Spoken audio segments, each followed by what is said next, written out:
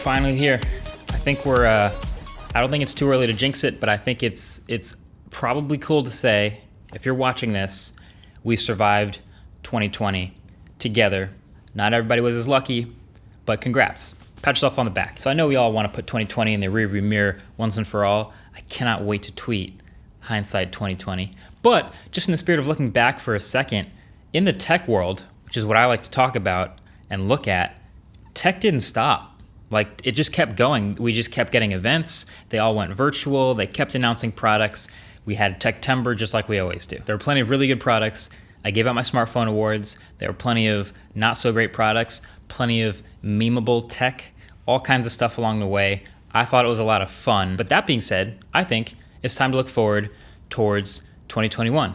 Now, first up is new gaming consoles that came out last year are still to this day pretty hard to get, and I think they still will be probably for at least a couple more weeks, and that'll start getting less crazy, especially with the PS5 probably in like spring. But if you're trying to win one before that, I am giving away a bunch of these consoles.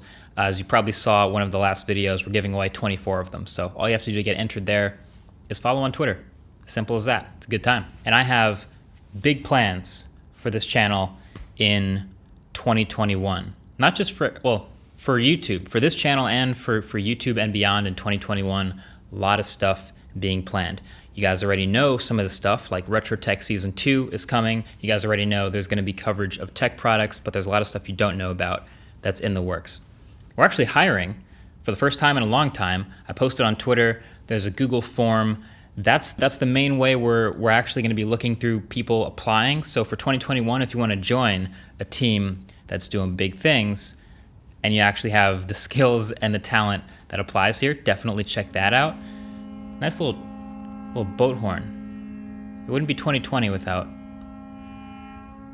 some noise. But I wanted to end the year with a Q&A because it's been a while since I did one of these. I actually do them more often on the Waveform podcast now, but it's been a little bit. I like doing these. So I asked on Twitter what you guys wanted to know. This is what you wanted to know. All right, so Austin asks, how long before there's a mass market foldable phone that people will actually want and can afford to buy? Austin. It's the classic predict the future in the world of tech problem. I actually think, honestly, this might be the thing that I am asked about the most, which is not just foldables, but what do you think the future holds? For me, the best way of predicting the future, which I'm not good at, by the way, but the best way to do that is to look at what's happened in the past. So we've had smartphones as a new form factor happen, and they were expensive, but they only took, I would say, like 3 to 4 years before most people were looking to get a smartphone. And I'm talking like 2007 when these really like evolved from the BlackBerry to like the iPhone candy bar style phone. So I'm actually really hoping for like the third generation of a lot of these foldables to be the one that lowers the price. Like, we got the first gen where the tech is proof of concept. We get the second gen with all sorts of refinements from the learnings from the first gen. And then I'm hoping third gen price drop. That's what I'm hoping anyway. All right, what are your thoughts on how the viewer can find a video for both positive and negative reactions to a certain idea or product? That's a really interesting question. And I think that actually comes from the state of YouTube in 2020. You see, when I was starting, back in those days, I start to sound like an old person when I say stuff like this, but back when I was starting YouTube was very different. There weren't really that many tech channels at all. And I get a lot of credit, sometimes more than I deserve, for being first or being really early, but there was a generation of the Chris Perillos, the John Four Lakers, the Soldier Knows Bests, the people who started before me, the iJustines, that inspired all of the tech creators that have come out since then. And so back then, if you were doing tech, carving out your niche was as easy as just covering tech. But now, since there are thousands and thousands of tech channels on YouTube, I feel like you start to see, instead of just carving out your niche as being a tech channel, that feels like it's not niche enough. And so if you want to differentiate yourself, you start to see the Apple tech channel, or you see the Explainer tech channel, and you see the positive tech channel and the negative tech channel. There's all sorts of versions of this that have emerged because of what YouTube has become. There's just more of it now. So I think if you look hard enough, you can kind of find whatever you want about a product. You can find the greatest, most well-reviewed product ever, and the negative tech channel will see that as an opportunity to stick out from the rest and carve out their niche and tell you why it's a bad product. That's just going to exist now. So I think our job as reviewers is to tell the truth and be honest. And I think your job, if I can give you a little homework as a viewer, is to watch more than one person talk about something. Then you can pick what you agree with. All right, which Apple product are you most looking forward to in 2021 and why? And what do you think will be the next big technology innovation? Here we go again, future. I'll just answer the Apple question because I think Apple's always been interesting. They make a lot of stuff, and I think we always hope that they'll make more stuff than they do, more different stuff. What I'm looking forward to in 2021, honestly, is the new M1 Max. Or Apple Silicon Max. I think that's the no-brainer. The first generation of Apple Silicon Max was so incredible, and then the fact that they can only get better from there is amazing. I got M1 Max as gifts for people in my life this year, and I don't think they'll regret it, but I'm very curious about like the new iMac, the new 16-inch MacBook Pro, and just the rest of that lineup. Oh my God, Carl Conrad back with the Porsche. When will you finally be joining the Porsche Club in 2021? Carl, I have no plans. I love the Taycan. I know you probably love the Taycan. But I am a firm believer at this moment, at least for me, that the Tesla Model S is the best daily driver. Like, it's just got the most space. It's the best performer. It's got the best software. It's just, I got no reason to switch. But I love me some Taycan. Don't get me wrong. I'm not switching. I'm also holding out hope. Here's another little forward looking. I'm holding out hope, maybe foolishly. The Tesla Roadster is maybe 2 years away. Actually, fun fact, if you look at Tesla's website right now, this is the last day of 2020 that I'm recording this, but it still says on their site that the Roadster should start production in 2020 because, that's what they announced back in the day when they announced the new Roadster. But I'm thinking 2022 or 2023 is when that'll come out. And if I can be patient and just use my Model S as a daily driver until then I will finally have a bona fide electric supercar and I won't need a Taycan. But, love me some Taycan. What are the odds you bring back icons? Couldn't get everything I wanted in the drop, so I'd love the chance to get it again. This is something we're actively working towards. I think we'll be able to bring icons hopefully back permanently. And that's all I'll say. I mean, it's a collaborative effort. Dbrand's got to make them, and they had to make a lot. So their challenge is spinning up and hopefully being able to make everything they make and icons at the same time. But that's the plan. Not a question, but huge thank you for all the work you've done to entertain us. Well, thank you. Thank you. I don't say this enough, but thank you for watching. It's the reason I'm able to make this stuff. And it surprised me on many occasions how many people are interested in tech and will watch tech videos on YouTube. So thank you. All right, you've talked to / interviewed some pretty awesome people. Is there anyone else on your list that you'd like to meet or interview? That is a fun question. And yeah, if you look at the interview list now, oh my gosh, 2020. So now we added some crazy people to the list. You know what's interesting though about the Talking Tech series? I originally started this series to talk to people who have an interesting perspective in tech in some way. And so it's been a variety of people, but anytime you do one of these high profile videos, what you don't know is immediately after that, in my inbox is a bunch of offers from similar people to be interviewed in the same way. And so when I interview a CEO, for example, I guess a bunch of other major companies see that as an opportunity for their CEO to come on the show. So there's been a bunch of CEOs, but there's also been a bunch of other people that also have wild, creative, and interesting ideas in the world of tech.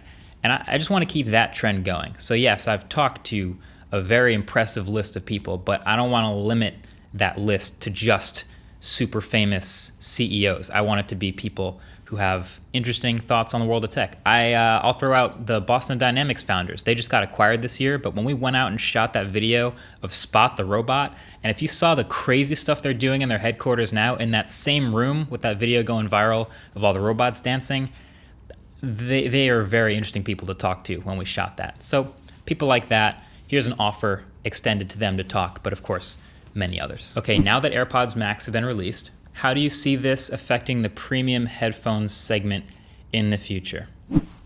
Well, the Apple effect is very strong, as we know. And there's already been headphones like AirPods Max, but I think what we're really just seeing is, as sad as it is to say, a price enabler. Like we've come up to that $350 limit pretty hard.